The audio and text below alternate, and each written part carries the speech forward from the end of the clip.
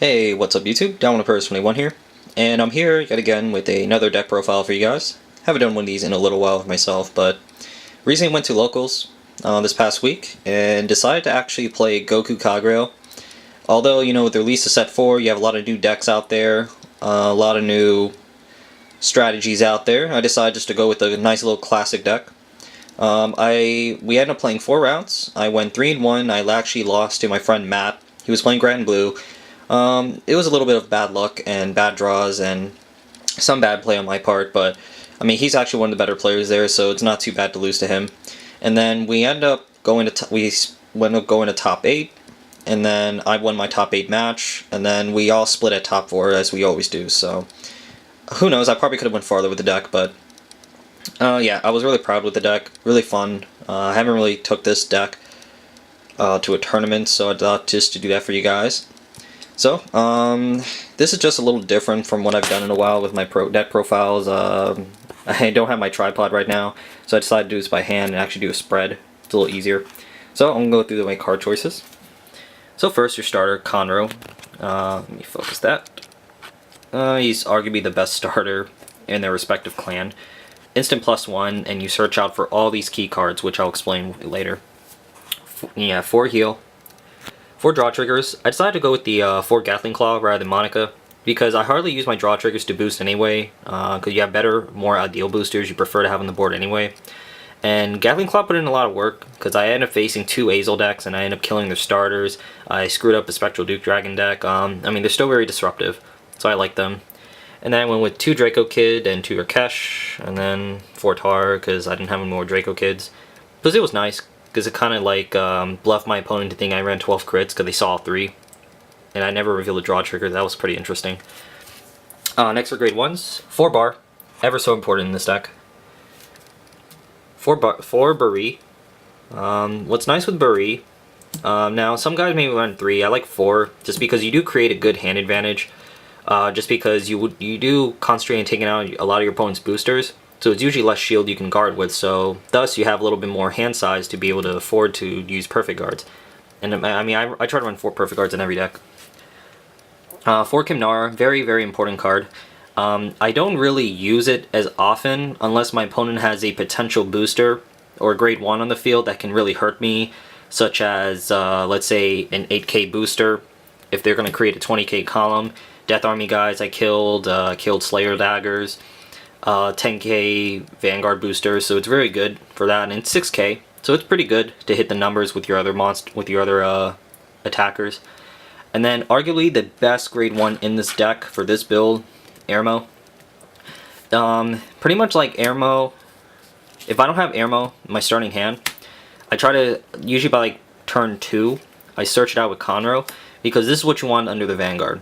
Because ideally, when you continue minusing your opponent with Goku, which I'll probably explain the card if you don't know what it is, but the idea is you keep recycling your hand, keep getting the pluses off your opponent, you just create a lot of advantage and it helps speed through your deck. 2 is just fine because Conroe can search anything, so really it was actually one of my MVPs of the day. Grade 2s, just went with 4 Nahalem, 10k Vanillas, 4 Berserk Dragon. Now, as you notice, I don't really utilize a lot of Counterblast. Oops, let me focus that. Sorry about that. I don't really utilize a lot of Counterblasting in the deck. I mean, Kimnaras, I do situationally. I mean, I have my Overlords here, but I hardly do that, but I'll explain a little bit more about that. But, my idea with the Berserk Dragons, I mean, he's like one of my favorite cards in the deck. I run 4 because I want to see him as much as possible, and I abuse him as much as possible. I mean, I've been getting him off like 2 to 3 times per game. It was ridiculous, so it's a ton of pluses you get off of him. Definitely one of my favorite cards in Kagero. And worst case scenario, like if, you know, he is a 9k, but like I usually use him to pick off, like I usually kill a grade 2, and then I usually attack with him unboosted to try and pick off like a 9k rear guard, which are pretty common in this game. And then I decided just to keep it simple with just 4 Garb, just giving more vanillas. Because the idea is I want to take out my opponent's boosters, so all their 9k rear guards have trouble just running over these guys. They can pick up Berserk Dragons, but I usually snipe them out anyway, and plus Berserk Dragon usually already does his job by giving my opponent a minus anyway. But that's kind of the idea. I tried out Tages and stuff, but I think I just felt like just going with the 3 Garp just because I just felt like he was more consistent, more reliable. Just keep it simple. And then next for the bosses, you have, God, this camera cannot focus well. For Goku, excuse me. Really love this card. He just gives you infinite pluses. So whenever during his draw check, while he's Vanguard, whenever you reveal a grade 3 Kagero, you kill a grade 1 or less monster from your opponent's field. Focus. Camera's bad at focusing. So really, really good. Obviously he's the one that you want. He snowballs your opponent, gives you so many pluses. And plus the idea with him, combo with Airmo, I mean this is like the best combo you can have. Because every time you hit your opponent, Vanguard, you minus them by revealing grade 3, get rid of the grade 3 and make it into a shield. That's pretty much what it is. I mean, that's so much advantage you just create and snowball with your opponent. So really, really good. Next I have 2 Overlords. Now, he's not really in here for a skill. He's more because he's an 11k attacker in the rear guard. He's good defensively because he's 11k. I mean, there were a few times where I didn't draw into enough Berserk Dragons, or I didn't really need to use the Chimnaras, so I actually just did it last minute, or I healed a few times, so I was actually able to use his Counterblast to help pressure my opponent. I actually cleared out the rear guards a few games. It was pretty fun. I mean, he's still like one of my favorite cards in the game, just because he was like my first boss monster. I mean, I mean, this is a badass looking card. But yeah, I decided to just go with 2. It's pretty nice. It's pretty nice, like when you have a field of like 10k vanillas and 11k. You know, your opponent has trouble getting over them because you keep killing their boosters. So that's pretty good. And then I opted to go with 2 Executioner. I felt like 2 was just balanced for me, in my opinion.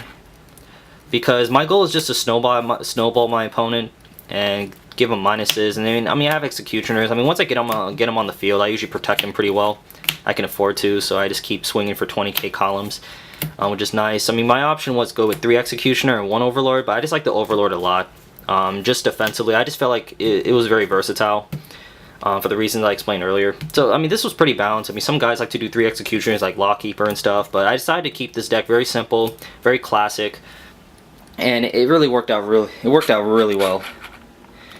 But yeah, guys, that's my deck right here.